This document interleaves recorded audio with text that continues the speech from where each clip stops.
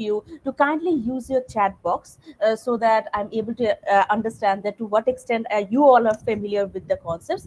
How many of you have so far read or have come across the concept of I am using my chat box right now, vitalist and materialistic, materialistic,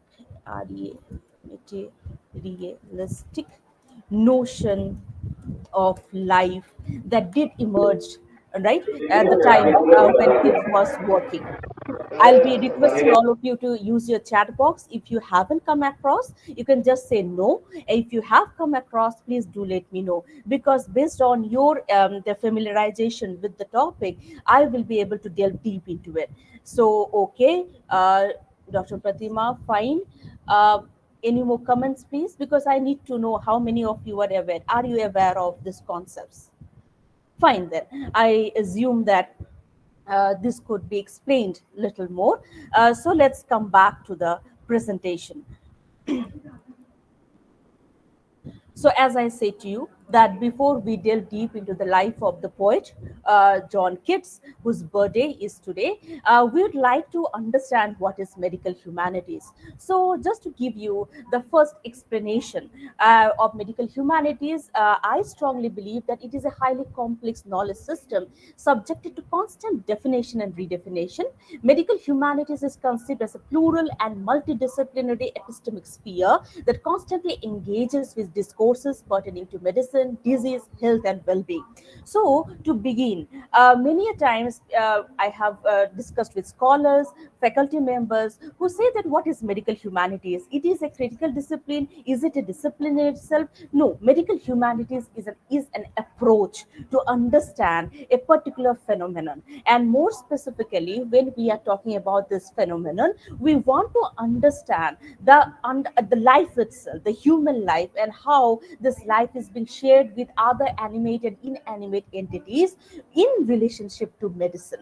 So, when we are talking about medical humanities, it is not a discipline in itself. Rather, it draws on a range of disciplines like sociology, philosophy, social work, philosophy, and any number of other disciplines like science and technology as an epistemic sphere in order to understand how the life, and more specifically how the human engagement with this world is always in a process of transition. I'll not say that it cannot be defined. Human life is always in a process of progression, and when we are talking about this life, human life, we cannot exclude the other life forms with whom the human life is always in the process of interaction, right? So when we talk about medical humanities, it is a complex discipline to understand the human life that is under the lens of medicalization.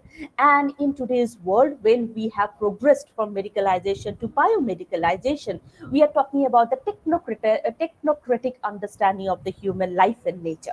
So, Victoria Betts and Sam Goodman argued it is the malleability of the term medical humanities that make it a definition so problematic and arguably even unnecessary to concretize. So, this we should be very much aware of, that we cannot have a definite definition of medical humanities because it draws on a range of discipline, it draws on a range of a phenomena pertaining to human life in order to define or in order to try to explain what it is. So there is no clear cut definition about medical humanities, and and many a times we will be talking about medical humanities, sometimes we'll be talking about health humanities, and more specifically nowadays, and in fact I also emphasize that I don't do only medical or health humanities, rather I emphasize on critical medical humanities. So when we talk about critical medical humanities, we are talking about the critical thought process, the critical theories that we have, for example, gender, race,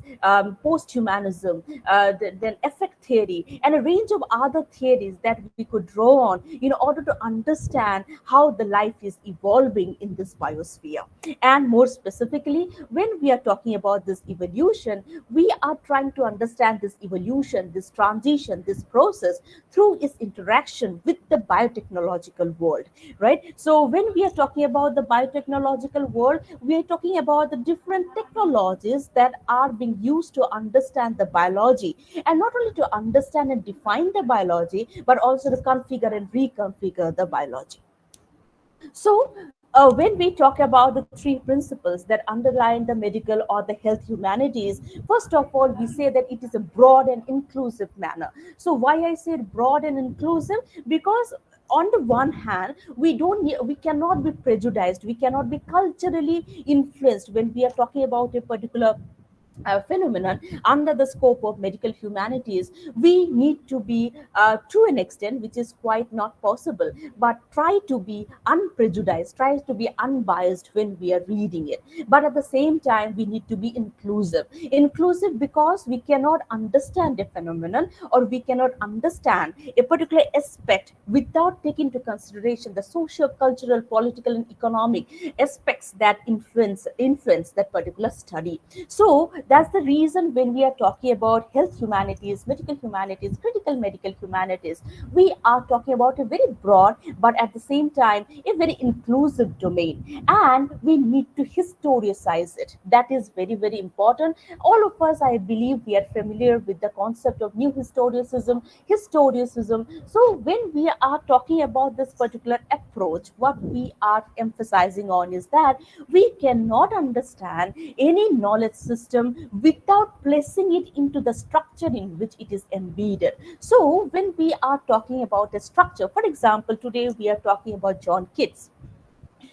When we talk about John Keats, we many of us, we did read Ode on Krishna and Lamia, Ode to Apollo, and a range of other creative works of Keats. Sometimes it is said that we should not be decoding the text too much. We should not be very much influenced by the historical factor. Rather, we should be reading the text as it is. But when it comes to the approach of medical humanities, it does try to understand the cultural, the political, the other social, political, economic factors that might have influenced the creation of the text, right? So, and thirdly, and more systematically, if we need to articulate it, it tries to understand the relationship between medicine, arts, humanities, and the kind of constant reciprocation and the exchange of the knowledge system that happened within these three domains. So, with this note, I would like to say that when we are talking about medical humanities or doing medical humanities, so it is a kind of methodology in the medical humanities that take into consideration theories, practices, impact, and representation of the interface between human life and medical organizations. So, when we talk about medical organization, we are talking about it as a kind of institution that is reconfiguring our life, that is systematizing our life, that is defining our life. So, in this very tone in which we have started to understand medical humanities and how we engage with medical humanities, I would like to emphasize Keats' plays at a time that was highly not volatile, but always in a phase of transition. Why transition? Because it was a time when culturally, epistemologically, when I talk about epistemologically, I'm talking about the knowledge system. Everything was in a process of flux, in a process of transition, because science as a concept, it was rising at the time. So here I have said to you, age of reason or the enlightenment. Many of us are familiar with this very time phase and what happened at the time, because it was the age of reason. It was just an age that preceded the romantic period. But when we are talking about this periodization, we should also be very much aware this periodic structure that we have, that enlightenment, age of reason, romantic period, Victorian period. This is designed in order to help us understand about the different time frame, but they cannot be treated as watertight compartment. It cannot be understood, it cannot be said that okay, age of reason with all its impact, cultural evolution, or the epistemology that it did generate in its time did not influence the romantic period. Rather, it is a kind of enmeshment between the different periods that should be taken into consideration when we are trying to understand in how they have been influencing and responding each other when we are talking about the period. So, when we talk about the age of reason, it was said that truth could only be achieved through the notion of fact, empiricism, right? That was very much emphasized at the time. Experiences, we should be able to understand truth, and science is one of the mediums through which truth could be achieved. And when we are talking about science, science is all about facts. So without fact, we cannot claim anything. But when you are talking about the romantic period, most of the time in our classrooms, we say that it is just the contrast of the preceding era. But that is not the case. Rather, it was a time when a range of thoughts were in friction with each other. So that we will be talking about. So whenever we talk about romantic period, we say that it is the period when literature was emphasizing more on imagination, more on speculation, more on contemplation. So it was a flight from reason. That was the particular understanding that was given to us. But when we are talking about kids, right? So many a times there is a kind of mystery behind why kids did not continue his practice as a medical practitioner. What may? So this is one of the quotes that I have taken from the Journal of Medical Biography that beautifully says that Keats, the promising doctor from Edmonton, never practiced medicine but lies buried far from home in that rather beautiful Protestant cemetery in the Rome. So it's a surgeon apothecary. So I will be explaining what this apothecary is all about. The surgeon apothecary John Keats, of his own volition, never practiced for a single day. But it is quite we all have this question that why Keats did not continue, or why, in spite of having all the qualification that I will be listing out in my futures in my following slides, why didn't Keats actually apply his knowledge? What could have stopped? There are many theories behind it. Many say that Keats was very much moved by the bloodsheds, or the kind of the time that he devoted in his surgery. So he was an apprentice to a surgeon, and he had to devote a lot of time in yeah, with the surgeon, and he was very much moved, and he had a kind of repugnance towards the blood that he had been witnessing throughout. So he wanted to take a break. So, but many says that he was very much uncertain about his knowledge, whether it is possible for him to practice as a surgeon, to what extent he will be able to do justice to his profession. And there was also episodes in many of the works by biographers, many of the works of authors who actually have tried to read or try to understand Keats' life. They say that the Keats actually was contemplating on initiating his medical profession, and he wanted to start as a ship surgeon, and he wanted to go to South America or India in order to practice. But it was the time 1819. We should be knowing that Keats' life was pretty short in terms of its duration, right? So he did not survive for a long time. So the time when he was contemplating about initiating his profession as a surgeon, it was 1819, and soon after that, after 2 3 years, he could not survive.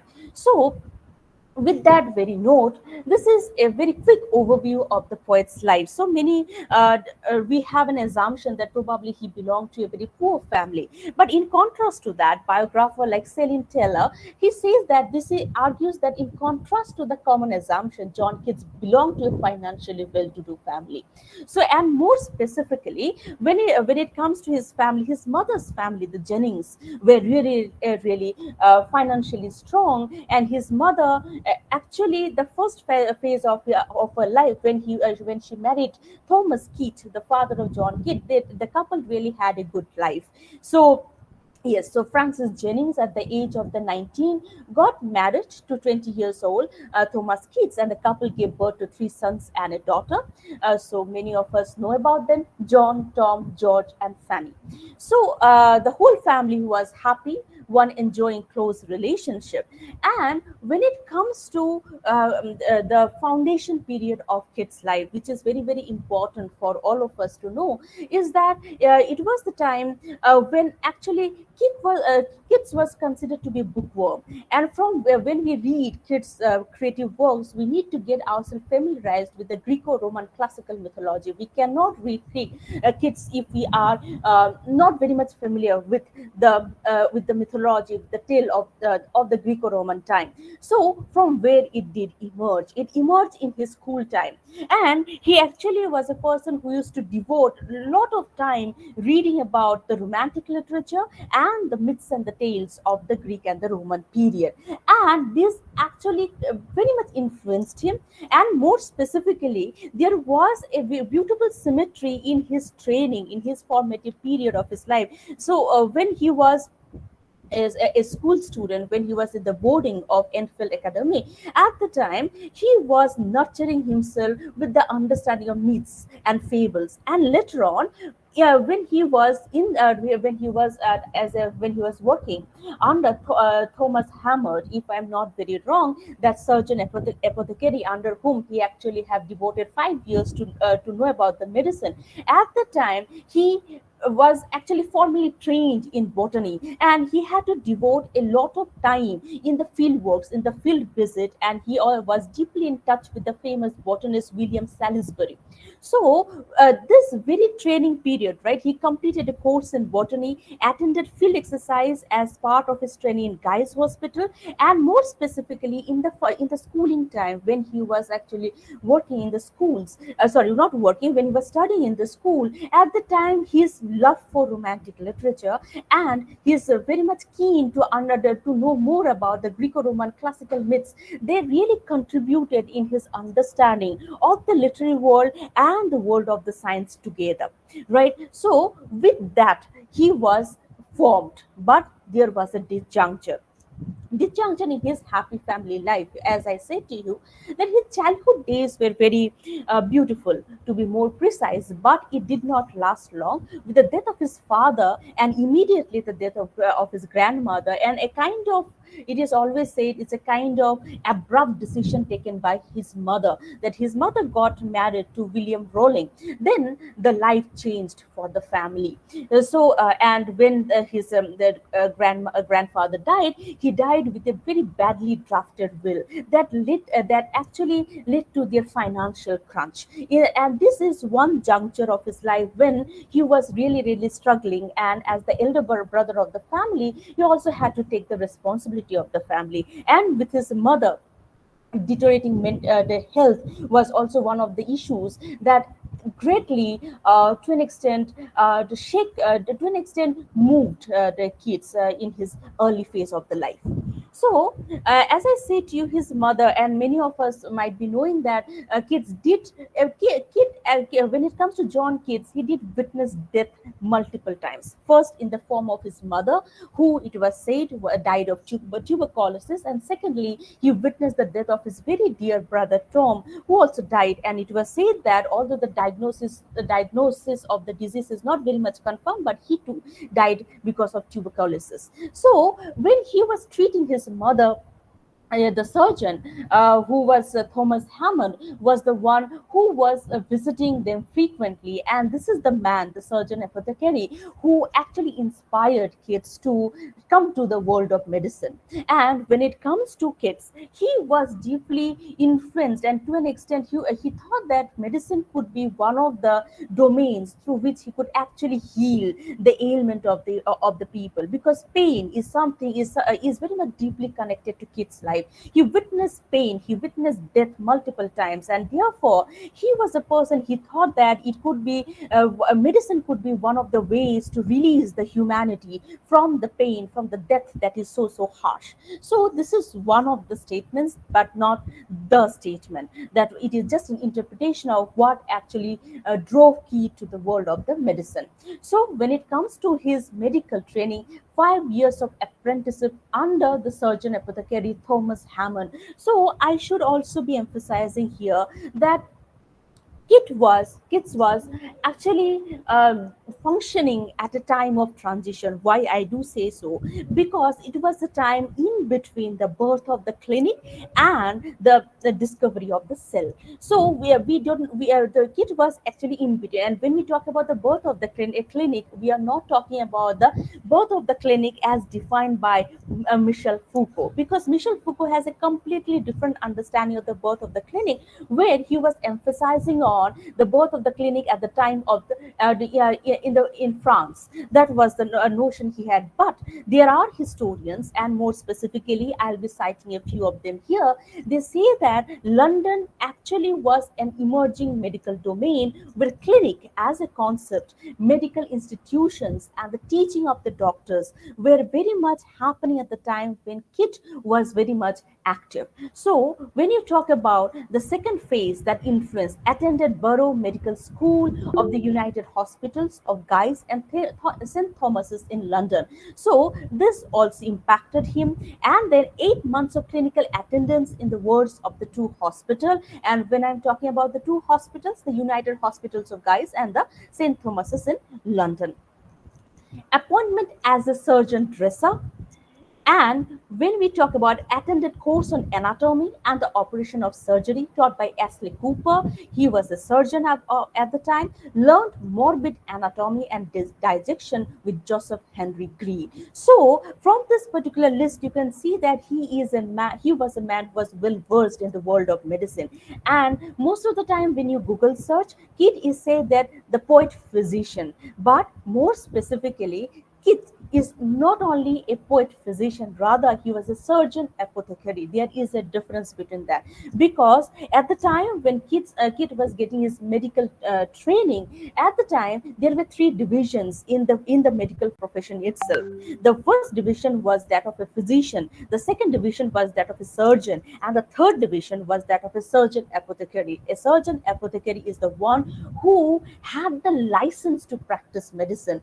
And when it comes to John Keats, he did receive the license to practice medicine, and it was stated that in the year 1815, yeah, under the Apothecary Act of 1815, he completed the medical training, received the diploma to start his practice as a surgeon. So he was well versed. So when it comes to a surgeon apothecary, he is a person who is very much knowledgeable of anatomy. He is a person who knows the very mechanism of diagnosis, or the way it was said, the semiotic prognosis. That means the way to read the different features of of disease as it gets manifested in the human body.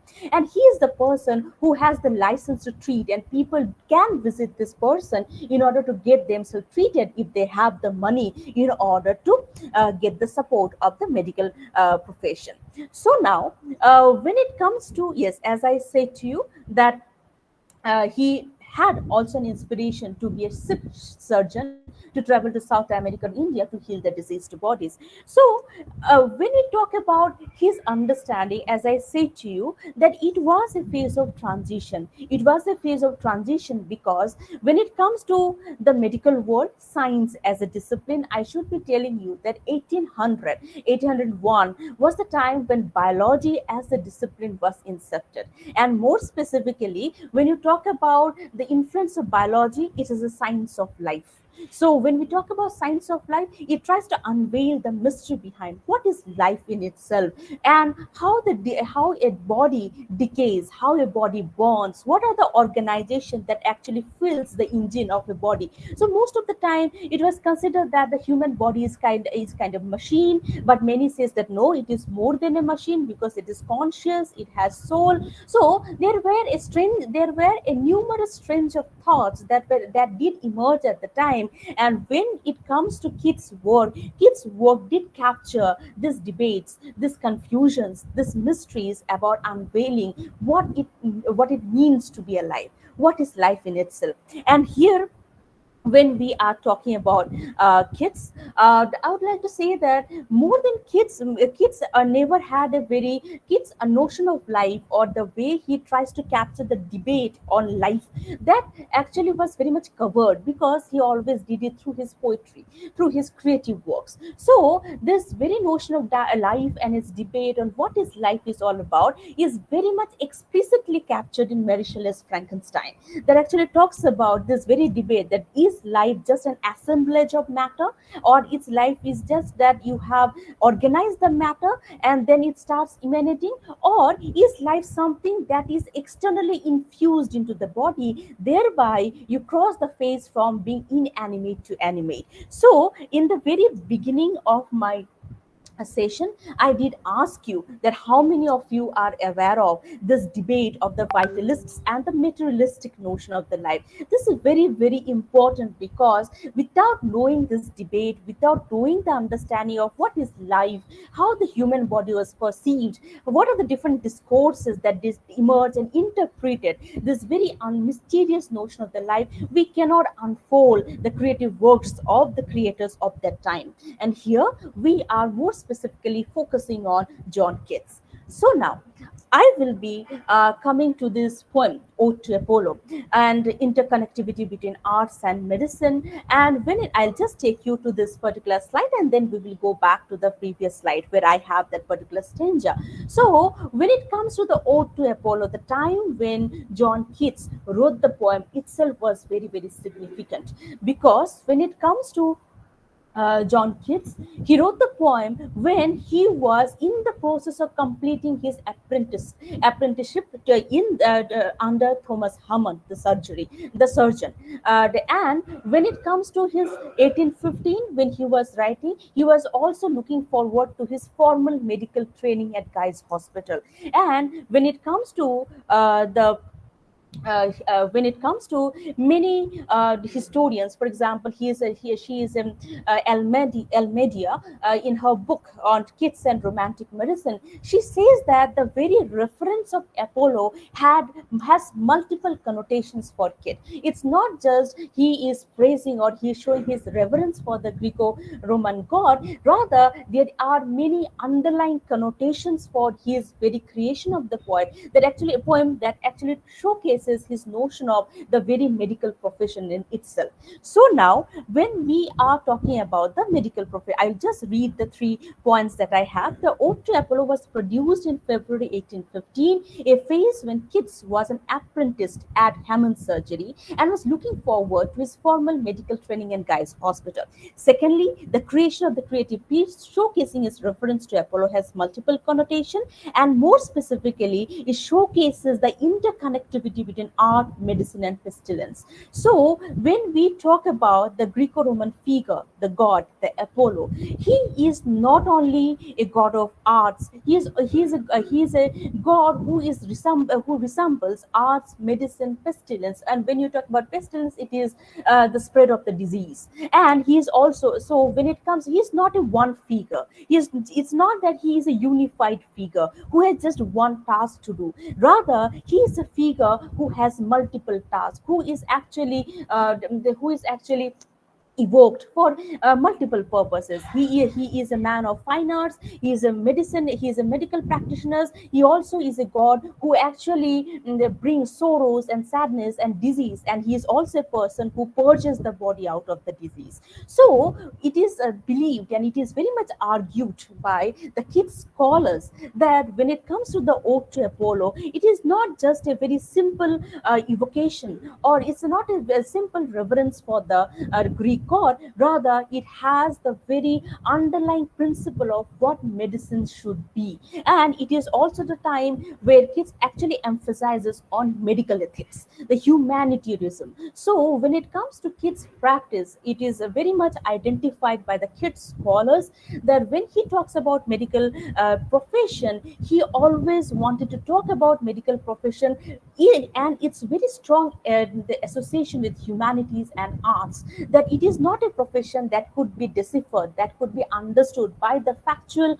by the facts, or by the simple decoding of the semiotics of the diseases, as the disease grows, or as disease gets manifested in the body. Rather, you need an eye of a foreseer, a person who can predict, a person who can foresee, a person who has an intellectual capability that is a combination of facts and imagination. So at that time, he strongly emphasized on the point that a medical practitioner is not only a person who can master the discipline by being isolating himself to the field of medicine. Rather, he strongly believes that just like Apollo the god, who is not one person, rather multiple persona, who is a god, who is a doctor, who is an artist, who is also a person who gives you the disease as well as heals you from disease, is the perspective that the medical world should be inheriting in order to understand this very diverse profession of the medical world. Right, so this is one point that talks about the symmetry between the art and medicine. And when it comes to John Keats, he strongly believes in it, that when you are talking about medicine and when you're talking about healing the human body, you cannot understand you cannot understand your profession when you are not very much aware of the ethics of healing a body, the medical ethics that prioritize humanitarian perspective. It's not only the fact. So here, Elmedia, as I have heavily referred to her work here, argues that Apollo is Keats' presiding deity, who has contributed in the self-fashioning of the poet's notion of medical practice that should demonstrate a symmetry between art and medicine. Now, when it comes to, and this could be one of the reasons many Keats scholars, they do argue that probably Keats' uncertainty about his knowledge, because he is knowledgeable, but at the same time, he says that knowledge is not finite. You cannot limit knowledge by one discourse, or you cannot limit knowledge to by learning a set of disciplines. Rather, it is infinite, and there is always an ambiguity, and thereby I haven't used the term here in my slide, but I would like to emphasize on this concept that we all are familiar with as students of English literature: negative capability.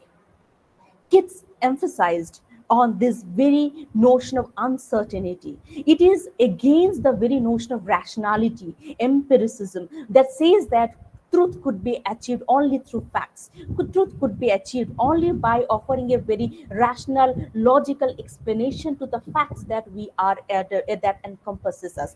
Rather, when it comes to Keats, he says that our knowledge system should always be taken with with a pinch of uncertainty, by acknowledging the mystery and the divinity that is always there when we are talking about our universe, because universe cannot be confined to one discourse. Universe cannot be categorized. Universe cannot be explained in a very taxonomical understanding.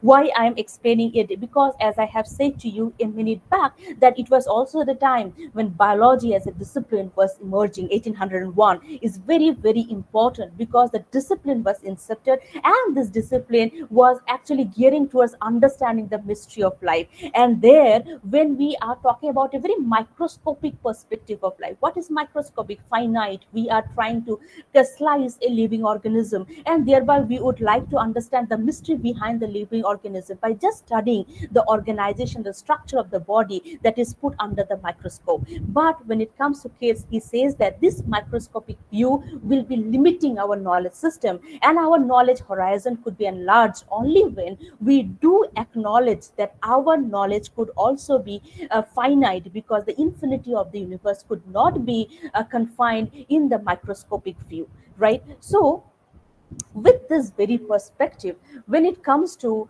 Keats, he is a follower of romantic medicine. So it is most of the time when we are in our English classroom, we do emphasize that romantic literature is all about the revolution that we perceived in the field of literary work, right? But when it comes to the romantic literature, it actually emphasizes on a particular philosophy, right? And it did have a strong impact on artistic and political perspective of the society in which Keats was residing. So when we are defining romantic medicine, is a significant component of a larger artistic and political movement called romanticism, and it emphasizes the cohesion between facts and imagination, foregrounds romantic way of interpreting and contemplating about the vital concerns of medicine. So when we are talking about the vital concerns of the medicine, I'll quickly talk what it talks about: life, disease, pain, perfection.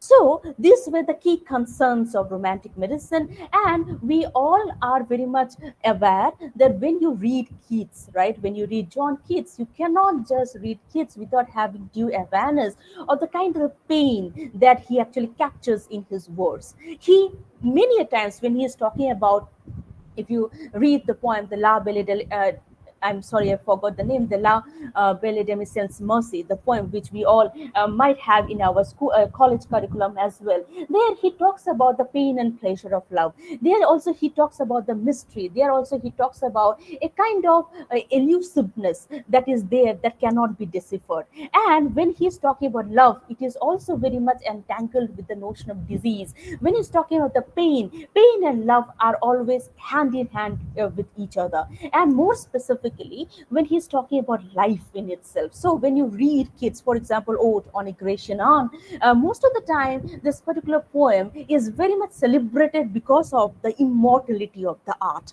But the recent scholars, they say that it is a paradoxical explanation of the art, and I would like to take little time to explain this here, because we will be listening to the ode on a Grecian urn. I have the because when you listen to the poem, you'll be able to understand what the creative person is trying to convey. Because I also strongly believe that it is not just a very explicit celebration of the art, rather it offers a very penetrative view on the very notion of what life is all about. So now, when I say to you that at the time, the romantic medicine, it actually talks about an organic unity. But when we are talking about romantic medicine, it is one of the strands of thoughts among other thoughts that were governing the time, and more specifically, the medical world. And in this particular time, there are two debates that are very, very important for us. The debate on the interdisciplinary debate of life by John Abernethy and William Lawrence. Sorry, I have misspelled. It's a typo. Kindly excuse me for here is William William Lawrence. So they are the two surgeons who actually propose two different perspectives of life. On one hand, when it comes to John Abernethy, he says that life life is always in a state of flux. There is no binary between life and death, organic and inorganicity.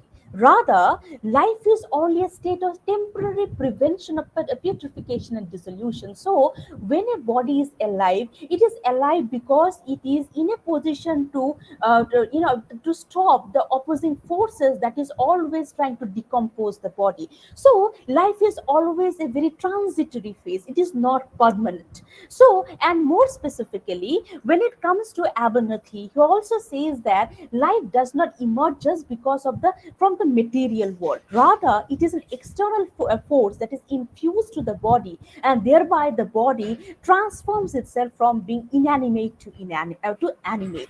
So this is one. So life is an interplay of opposing force. So the life is not the one state, rather it is a multiple state that keeps changing its form based on the energy that is circulated. And this particular notion of life as a very hybrid phenomenon. So when we talk about, probably most of the time we believe that life is a static concept, right? That life is this, life is something which is alive, and when you are dead, you are not alive. So there is a kind of binary. But when it comes to Abernethy and the philosophers and the natural philosophy that is proposed by Schelling, the German philosopher, and is also one of the pioneers of the romantic medicine, they all say that life is culturally informed. Our notion of life is not life as it comes under the microscope, but in order to understand the mystery of life, we need to surrender ourselves, our intellectuality, to mystery, to the unreliability, to the uncertainty, and then only life could be understood. But if the very notion of understanding is always in a kind of it is always a kind of understanding that is partial. You cannot understand life in its totality. And more specifically, when they are talking about life, they say that life, since it is not finite, since it is infinite, life itself is monstrous. No, the energy, the energy that it talks about is so monstrous that you need to have a sublime perspective in order to cognize the very nature of life, the very very energy of life that we deal with. But in contrast to that, when it comes to William Lawrence says that life is nothing but a materialistic phenomenon. Life can emerge only when a body is organized, and from the body, from that organized structure, the life emanates. So there is nothing that could be bestowed on the body in order to get it alive. Rather, it is very much within the matter that gives birth to life. So this is the materialistic notion of life, where matter is considered to be the soul of life. In contrast to that, vitalists, they say that no, it's not only the matter. You cannot limit your perspective of life only to the body, the finite body that you are viewing. Rather, life is much beyond the body, and in order to understand life, you need to release yourself from the bodily confinement, and thereby take the very notion of negative capability, that is uncertainties and mysteries, to understand life. With that perspective, when, as I say to you, that this is a very interesting article. Many of you could read it if you are very much interested. This is The Monster in the Rainbow, Keats and the Science of Life, by Dennis Gigante. So this is a particular article that actually delved deep into this debate on the life, vitalist and the materialistic understanding of life. It's due to the time constraint, I will not be able to explain all the aspects, but there are many aspects. For example, when it comes to Abernethy, so slowly he actually took a very religious perspective towards life. That was not the agenda of kids and the people who actually talked about romantic medicine. So now, so, against the materialism represented by Lawrence, vitalist in the work of Hunter. So, Thomas Hunter was the first person who wanted to unveil the mystery of life, sought to define life or science of life beyond the mechanistic fear of Newtonian science that had dominated the philosophy of the first half of the 18th century. So, what is Newtonian science? So, when you talk about Newton, they try to have a very objective perspective. It's a kind of mathematical explanation. So, 2 into 2 is equal to 4. But when it comes to Keats says that this very mechanistic, this very machinic, this very logical, rational explanation of life that you are proposing is actually marring the beauty of the nature. Nature is is far, far beyond this very mathematical calculation that you are proposing. And with that perspective, we have this ode on a Grecian art. Before I explain that how this particular poem that was so-called considered to be a piece of art that actually focuses on the immortality or the very beauty of art is paradoxical, let's listen to a few stanzas as it is as I'll be playing it here.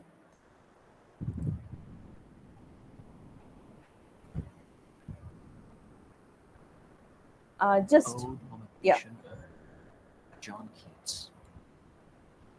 Thou still unravished bride of quietness, thou foster child of silence and slow time, sylvan historian, who canst thus express a flowery tale more sweetly than our rhyme.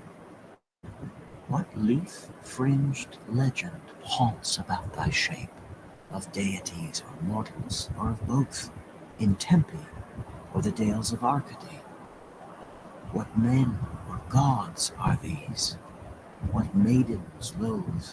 What mad pursuit? What struggle to escape? What pipes and timbrels? What wild ecstasy? Heard melodies are sweet, but those unheard are sweeter. Therefore, ye soft pipes, play on, not to the sensual ear, but more endeared, pipe to the spirit ditties of no tone.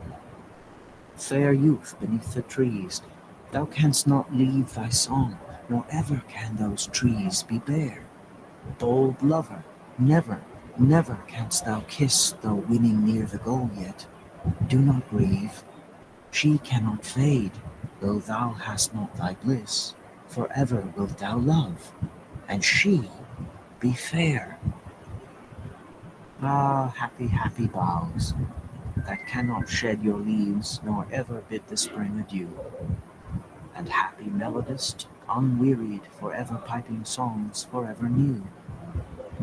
More happy love, more happy, happy love, forever warm and still to be enjoyed, forever panting and forever young, all breathing human passion far above, that leaves a heart high, sorrowful, and cloyed, a burning forehead and a parching tongue. Who are these come? So now, let's begin. Uh, yeah.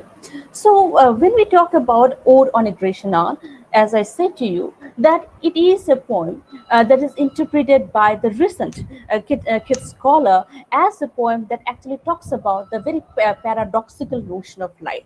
So, when you talk about life, yes, apparently, this poem does talk about the immortality of art, that how art is beautiful, where you do not have death, you do not have pain. It is a piece that could actually, it is beyond time. So, it is immortal. But when it comes to the kids scholar, they say that we should not be forgetting the fact that when it comes to kids, he is a medical practitioner. He has a particular perspective towards life and a lens to understand life that dive deep beneath the skin. Because when we are talking about kids, his very profession, his very knowledge of surgery, his very under that very training itself has trained him to live beyond the apparent. So when it comes to Ode on a Grecian arm, apparently the immortality that is celebrated in this poem actually talks about a very paradoxical notion of life. But is it the painful notion of life that Keats is highlighting, or it's the life that is being celebrated? I personally feel that this is a poem that celebrates the beauty of life with all its uncertainties. And as I say to you, that when it comes to the vitalist and Keats being one of the romantic one of the followers of the romantic medicine as a knowledge system, they never ever have considered life and death as two separate units that needs to be mourned. Rather, they say that life and death are a part of one journey. It's an organic unity. So when you are leaving, you are definitely going to die, and when you are dying, again you are going to live in a different form. So when it comes to this very binaristic explanation of life, as it was proposed by the empiricists, where they have talked about animate and inanimate in a very binaristic way, that very binary was challenged by Keats and many others. So when it comes to the particular poem that we are discussing here, so he uses the very concept of foster child. So when we talk about the foster child, so thou still unravaged bride of whiteness, thou foster child of silence and slow time. So he's talking about this unrealisticness, but at the same time this beauty that is there, but at the same time the beauty that is not as beautiful as life. And when he talks about this beauty of life, you can see that this particular poem talks about a time that is frozen, the time that is not moving, and when you are still, when you are static, you are dead.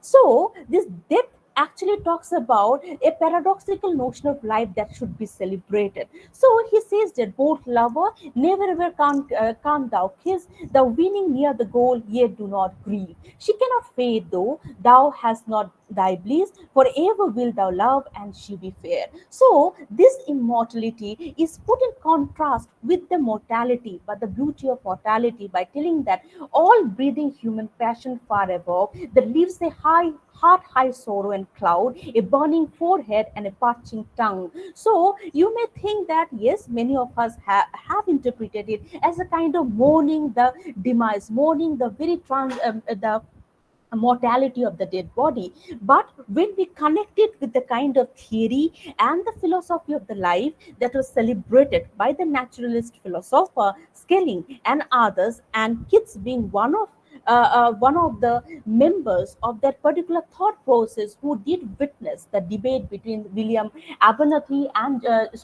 Lawrence and John Abernathy, and a person who actually personally knew John Abernathy, it was strongly argued that his notion of life cannot be static, cannot be binaristic. Rather, when it comes to the Ode on a Grecian arm, it is a paradoxical explanation of what life is not.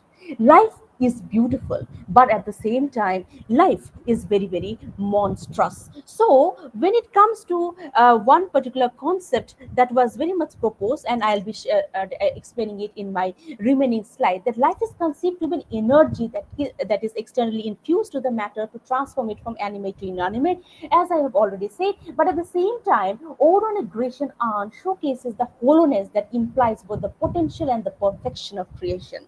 So, when it comes to this particular concept, we also have a concept of romantic monstrosity. So, when you talk about the monstrosity, there was this very notion of romantic monstrosity that we are talking about is not negative. Rather, it is a sublime beauty that the finiteness of the observation cannot capture. The finite observation of the science cannot, the finite observation of science can only be offering a very taxonomical or dissecting understanding of right, when life is separated from each other, where we are offered a very discrete vision of life. But in contrast to it, when it comes to life in its totality, life could only be experienced because of the sublimity it has. So, with that very perspective, with that very argument, we also have one more creative work here, that is of Lamia. I believe that many of you might have read, and if you haven't, you please read Lamia, because when it comes to Lamia, it offers a very hybridized understanding of beauty, and more specifically, as we talk about, as romantic monstrosity. So, when it comes to, I'll just showcase, I'll just use one photo. I haven't used it because of the copyright infringement, but I just thought of using the website here. Um, if at all it is there, then I can show you, or else I cannot. Uh, okay, fine. I have just deleted that particular site right now. So when it comes to Lamia, it's a she's a serpent, right? And when you talk, and I'll just read the way she's explained here. She was a guardian shape of dazzling hue, vermilion, spotted, golden, green, and blue, striped like a zebra, freckled like a bird, eyed like a peacock, and all crimson bird, and full of silver moons, and that as she bred, dissolved or brighter shone or interwreathed. Dear lusher with the gloomier tapestry, so rainbow sided, touched with miseries. She seemed at once some penanced lady elf, some demon mistress, and the demon self. Upon her crest she wore a vanished fire, sprinkled with stars like Aridon Tyre. Her head was serpent, but arbiter sweet. She had a woman's mouth with all its pearl complete. And for her eyes, what could such eyes do here but weep and weep that they were born so fair? So when you read Lamia, you'll be able to see that Lamia is a very hybridized being, like any other mythological creature. She does not have any finite body. Rather, she becomes an assemblage of many colors and many figures, and she is a combination of everything. And when it comes to the Lamia, many scholars have said that Lamia is actually the representation of nature as it is. When you talk about nature, it is an organic unity. You cannot offer a very discrete perspective of Lamia. And when we I have just I'll be taking you back to this particular this particular article, The Monster in the Rainbow, Kids and the Science of Life. There it is said that when it comes to the Newtonian science is actually marring the very beauty of the nature. And here I will be just reading the first line as it is, as it was stated. Kids agreed with Charles Lamb that Newton had destroyed all the poetry of the rainbow by reducing it to the prismatic color. So when it comes to this particular poem that we I'm explaining just now, the poem that is Lamia, it is a rainbow figure, a color, a figure, a beautiful the image that is actually assembling all the beauties of the nature. And since it is so much of life in itself that it was perceived as monstrous by many, when you are not able to demarcate between the different colors, the figures, and as it is, we are not able to demarcate between human, you cannot demarcate it as an animal, you cannot demarcate as a serpent. So it is the combination of everything. She is the combination of everything. So it is very much interpreted by many the scholars of Keats that when it comes to Lamia, the Lamia is actually the representation of nature. And when Keats is portraying Lamia when he is defining Lamia, and the choice of words that he has here, it is very much influenced by his understanding of the knowledge system of science as it was proposed by the natural philosophy. It is also very much it is very much influenced by the understanding of life. It is very much influenced by the understanding of a kind of approach towards life that is in contrast to the taxonomical or the dissection of the life as it is proposed by the science and the mathematics and the art and the empiricist philosopher. So when it comes to the kids, we cannot actually take the kids all the creative works. That is just not possible. But when we talk about kids, we should be explaining kids, we should be understanding kids through the knowledge system that actually led to the creation of kids the author, sorry, kids the creative person. So when you talk about the romantic medicines or the scholars of the romantic medicine, and who have been very much delving with the life of kids, and to what extent the creative work of kids actually is being influenced by the scientific discourse of its time, they strongly believe that kids cannot be understood, his work cannot be understood if we do not contextualize kids and kids work in the structure in which they were born. So they were born in a time when the biology, they were as a discipline was incepted. And when we talk about biology, biology is the science of life. But at the same time, with the understanding of life that was proposed by one school of thought was vehemently objected by the other school of thought. They do not want to have a very empiricistic or a finite understanding of life, rather life as it is in its totality, life that cannot offer a very hierarchical explanation, rather life that celebrates the monstrosity that is very much in the womb of nature. Right. So in this 1 hour talk, I don't know to what extent I'm able to give you all an explanation of how art, medicine, and kids' life and his training as a medical practitioner, and more specifically, and surgeon apothecary, they have really influenced his creation. But yes, when it comes to the medical humanities, we strongly believe that we should be reading kids through the perspective of the scientific discourse and the notion of the life as it was proposed by the different streams of thoughts. So these are the few readings that I thought that you all, if you are very much interested, you can definitely go through it. So one is the romantic medicine and John Keats. This I also have referred when I was making my presentation.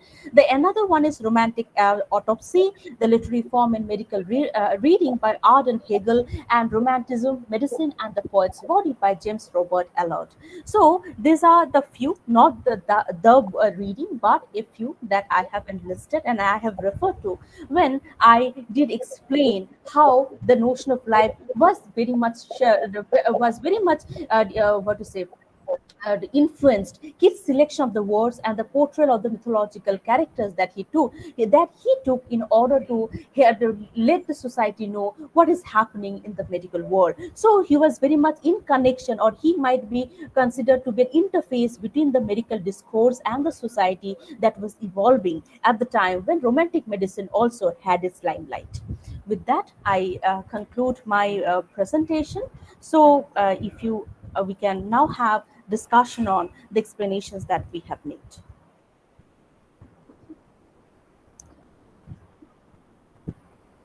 Thank you so much, Dr. Karmakar.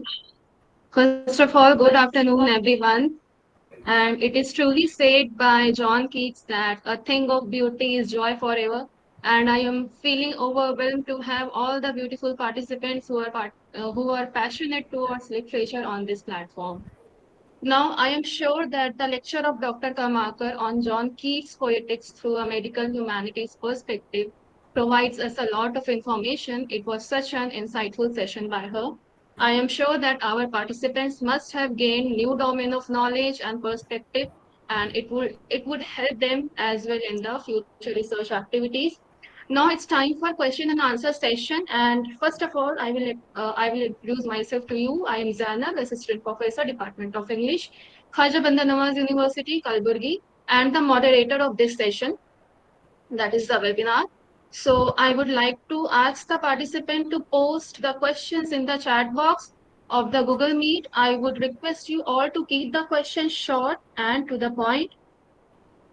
So anyone who wants to post any question so that we would get valuable observations of Dr. Kamakar.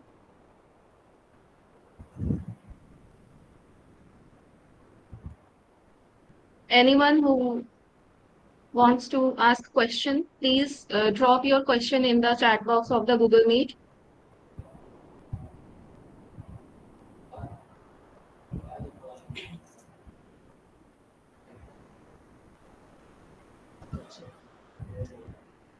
So we have got one question which is asked by our student Ikra Sultana. The question is, has medical humanities had any impact of John Keats language? So Dr. Kamakar, what's your observation on this question? Thank you, Sultana, for this question. First of all, medical humanities cannot have any impact on John Keats' language because that discipline, as its form, was not there at the time. But when it comes to the choice of language, as I have rightly stated just before the end of my presentation, that he was very much conscious in the choice of the word and the way the words are structured in order to communicate about the understanding of life and pain, sorrow, death. So he was very much familiar with the knowledge system of his time. So we cannot say that just for poetic pleasure, Kids did select those words. Rather, his selection of the word was very much influenced by his scientific perspective about the life form. And one more point that I would like to explain here is that many times you may be knowing that there is also a very interesting book on that when it comes to kids, he is celebrated, but he is also very much to an extent had a very negative portrayal, that to what extent kids actually the poem that kids did write at the time was very much influenced by his intellectuality or because of his influence of opium. I believe that many of you know that Keats is also a person who was condemned for his usage of opium.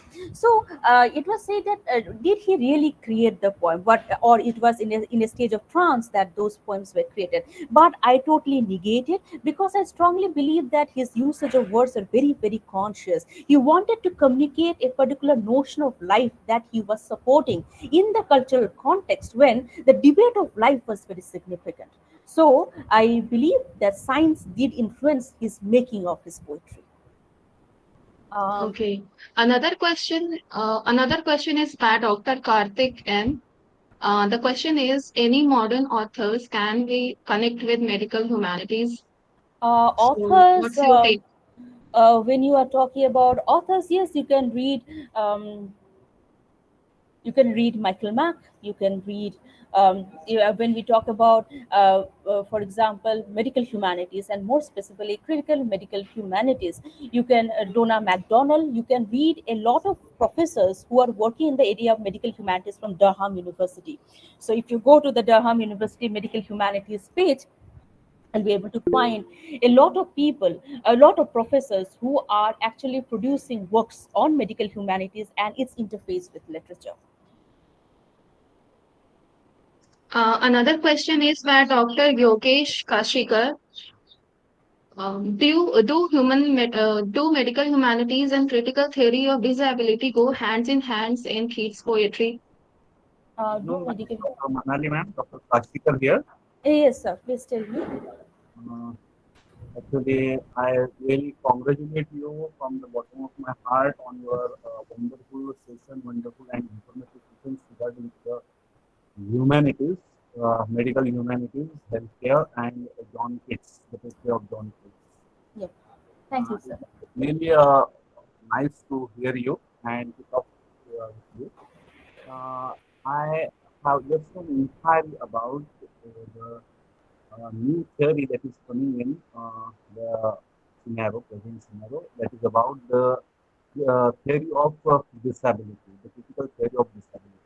Hmm. So disability basically in one or the other way is connected with the medicine and the medical humanity. So Hmm. can we find any trace or any clue in the poetry of Keats? Uh, while can we combine these both aspects in the poetry of John Keats? Sir, although your voice was breaking, if I'm able to interpret you correctly, you wanted to know whether the critical theories of disability could be applied to kids' poetry or not. Am I correct? Both, both at the same time. Okay, fine, both at the same time.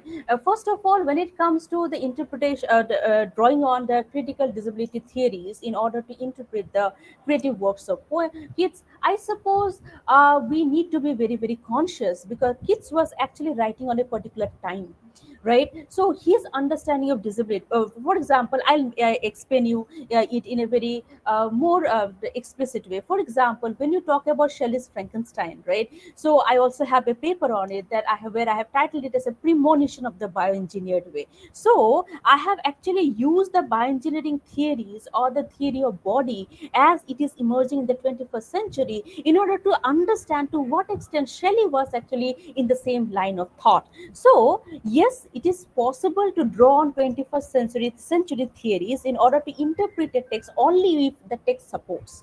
We cannot superimpose a critical theory just in order to argue, because as I have said to you that whenever we are talking about a particular text, right, the text has to be understood from the culture in which it is embedded. So a text is not isolated. If you want to know about a text, if you want to understand on what circumstance, because when you talk about text, right, be it a poetry, be it a novel or anything, it is a cultural artifact produced by a man who was embedded in a particular culture. So whenever we are applying theories, we need to be very, very conscious whether it is superimposed or whether it is Yeah, justified sure, because the sure. text is supporting it. Yeah, sure, madam. We can have in consideration about the cultures when we consider about the text. Hmm. But according to Rola Barthes, the worth of the reader is at the See, sir, uh, death of so the author is a totally there may be different the critical point. multiple meanings and multiple layers. So once the text is out of the garb of writer, then it has a separate entity itself. So we can even uh, see organize or we can even see through the lens of the medical humanities and the critical or see the multiple theories that we have recently.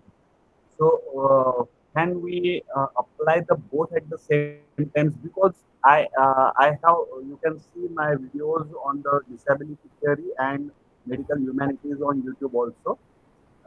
I have a couple of mm, videos on these theories.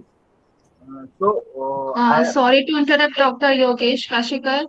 Your voice is breaking and you are not clear in your whatever you are saying. So, due to time constraints, we can move to the another questions, I guess, sure. Okay, okay. uh, because your voice is not audible. I request Dr. Yogesh to type out his question in the chat box, and we can take it up as we answer other people's questions. It's a kind request from us since we are not able to hear him, and Sure, I sure. think Dr. Manali is also unable to hear Yeah, I'm Yeah, him struggling clearly. actually. So, Hmm. Dr. Yogesh, you're okay. requested to put your Sure, question in the sure, chat sure, box if you sure, can be kind enough to do so. Thank you. Meanwhile, you can proceed with the other questions. Another question is that Dr. J. Josephine Jack.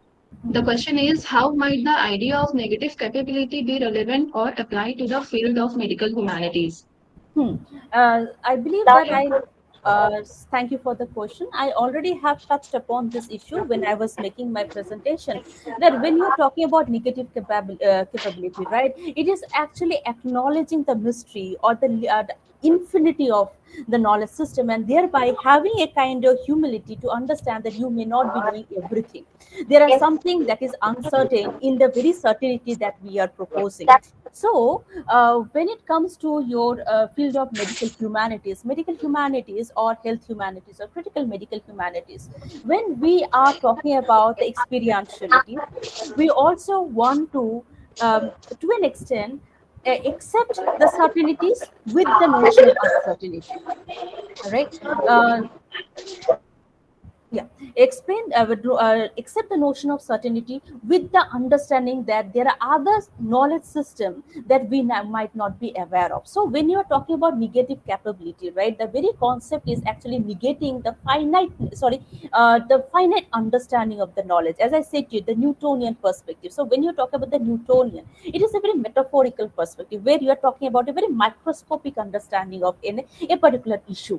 So when it comes to medical humanities also does not support this microscopic understanding. Rather, it emphasizes that there are range of knowledges. It is not knowledge. Rather, there are range of knowledges that are actually residing with us, and we should be aware to accept the fact that we may not be knowing everything. Right. So that actually give, I hope I have explained to you the concept of negative capability and how it may be applied to medical humanities. Okay, we can take the another question. Another question is by Nikat Parveen. The question is, in what ways can critical medical humanities engage with Keats' exploration of suffering and empathy in his poetry?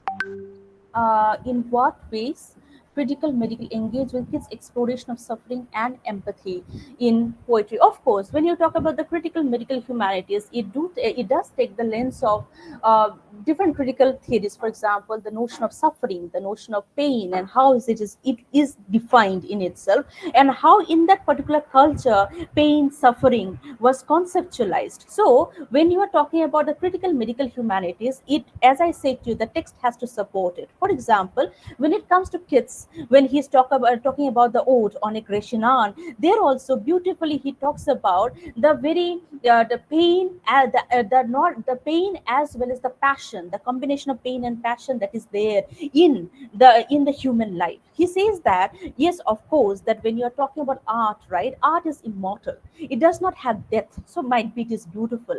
But in contrast to that, when it comes to the human life, it has the monstrosity of accepting the life and death in its togetherness. And thereby, suffering is equivalent to love, and love is equivalent to suffering. So if you love, you have to suffer. And if you suffer, and you are actually emancipating yourself from a very finite understanding that suffering and pain, or pain and pleasure, are two different, distinct phenomena. So when you are talking about Keats actually offers all his poem. If you read, you'll be able to see that pain, death, suffering, they are integrally connected to each other. So of course, it could also be it could be very much explained through the lens of critical medical humanities, where you draw on the notion of suffering and how it was conceptualized by Keats, and how it was emerging in a cultural history that we are trying to know through his creative work. Um, I'll just read which important things of Keats' poetry substantiate the influence of classical literature on Keats, madam. Could you please? I am not very much clear about the classical literature here. What do you understand by classical literature? If you could explain it, I would be able to explain it. Because when you are talking about classical, do you talk about the Greco-Roman mythology or romantic literature? I am not very sure. If you could explain, I'll be able to. I will try to explain. Oh, yeah, okay.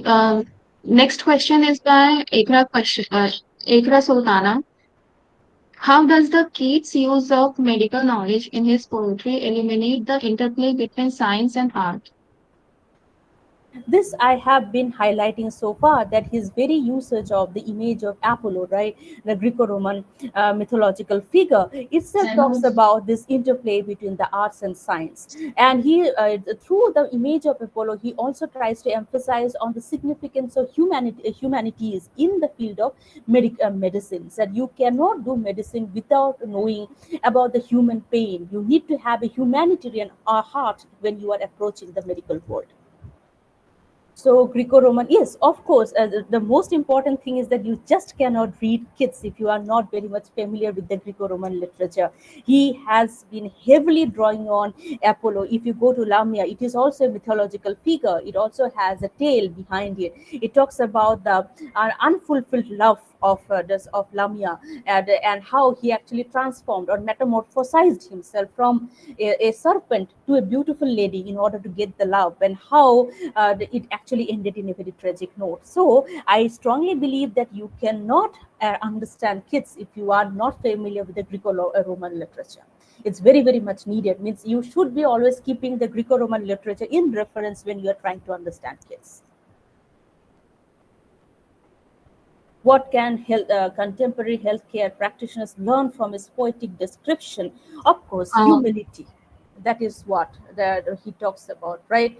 The very know that life is the very organic concept of the life should be taken into consideration when we are talking about the healthcare practitioners. He is actually Keats is one of the medical practitioners of his time who emphasized on the notion of medical ethics, that we should be prioritizing the human whom you're treating, and you should be approaching the human in a very humanistic way before, and it is not a body that is lying in front of you, rather a body that is alive, and a body that knows the pain, pleasure, and it's a body that actually have the feelings in itself. So he is a man who deeply emphasized on this very notion of medical ethics. And as I said to you in the very beginning of my presentation, that one of the reasons, and this is also a hypothesis, that why Keats did not approach medical world immediately after getting qualified as an apothecary surgeon, is that he was very much uncertain about his medical knowledge. He was very much scared about the ambiguity that is very much underlying the medical world.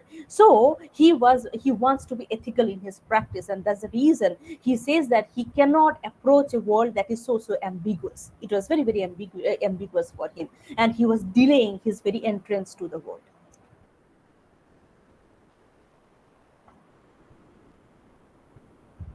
I hope I have responded to all the questions. Another interesting question is, which I can see here. Yeah, yes, ma'am. Yes, ma'am. We can take the last question and we will most probably end the session with presidential remarks.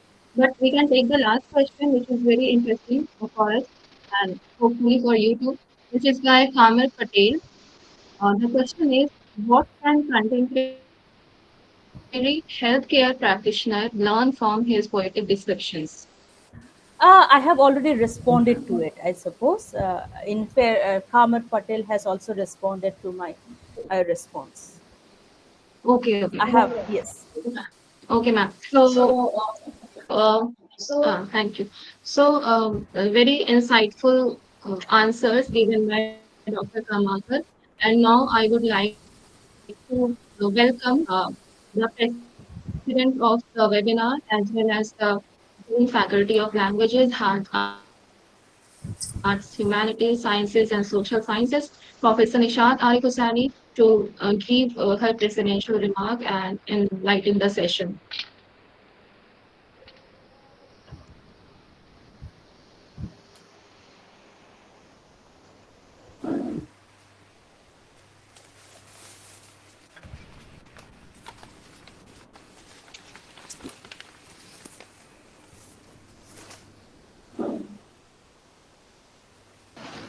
Ma'am, I request you to unmute your. Can you hear me now? Yes, ma'am. Good afternoon, Dr. Manali. That was very insightful, and thank you for joining us here. And I'm thankful for all the other participants. I see that there are 80 of them, and some of them have left by and by. This is the most unusual perspective on Keats. We've had a chance to study him and read him and analyze him, but looking at him through the point of medical humanities is indeed something which is unusual.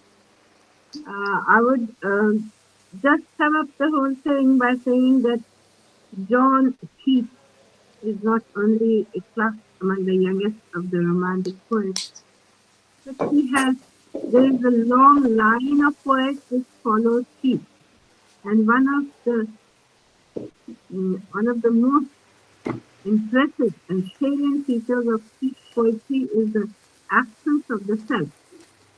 He has removed his overall and overarching personality from the poetry because he follows the tradition of William Wordsworth, who is also talked about as a person, a poet who in whom the egotistical sublime dominates. But we have Keats, who has kept himself aside and he has very objectively analyzed, well, it's not analyzed, but you must say that very sensitively explained and talked about various situations.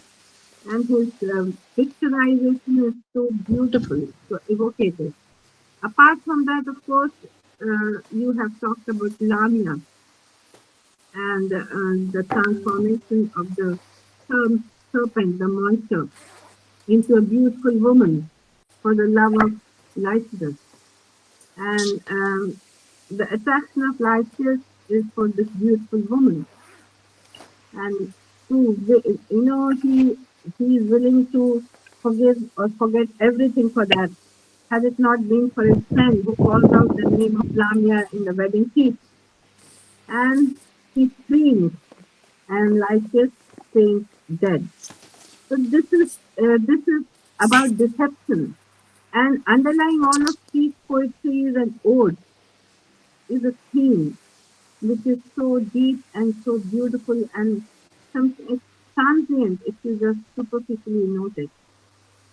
This is a unusual aspect, and we know that he was also studying for his medical education, but then he left it because he felt more interested in that, and then the conditions of his life also were not such so conducive to continuing and pursuing that. His own health did not permit him to continue with a tennis education. But his writings have more than enough, given us enough beautiful things to remember him by. And it is not medicine, it is literature which has gained from his not studying medicine. But I suppose he continues to impart healing and impart that healing through the beauty of his words, through the beauty of his language, through the beauty of his description. And that is how the whole, there is a kind of a symbiosis, there is a kind of a harmonious blending of both the themes. I'm glad that you have picked this thread out and you have exposed it to the audience, to the young people, and they have probably benefited from it, and maybe they will probably use it in their dissertations to write about it. So thank you very much, Dr. Manali Kamarkar, and I'm glad that you joined in, and I'm thankful to all of you, to Mr. Safi and Zainab and Atia for organizing this and hosting this. Thank you very much.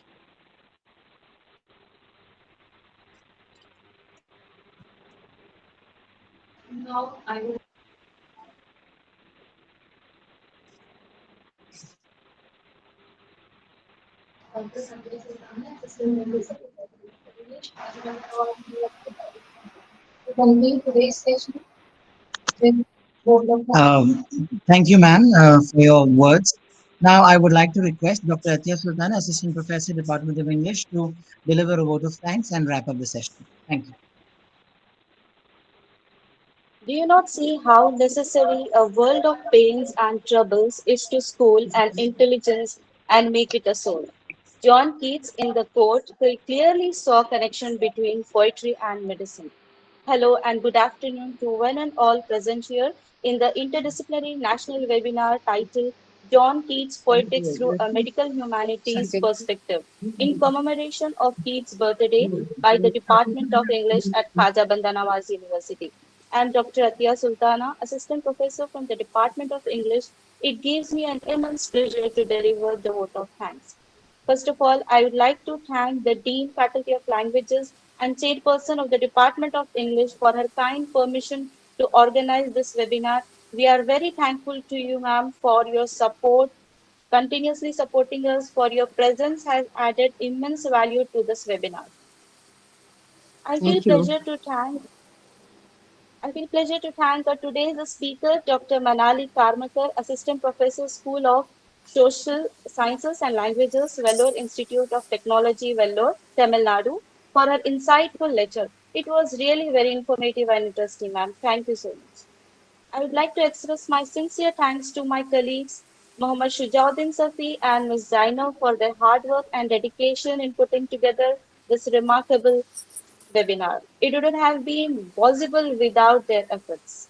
I would like to extend my heartfelt gratitude to all the coordinators, HODs, faculties, research scholars, participants, all the participants are here, and the students' participations throughout the event. Your presence has made it truly very special for our webinar. Thank you so much. Thank you, one and all.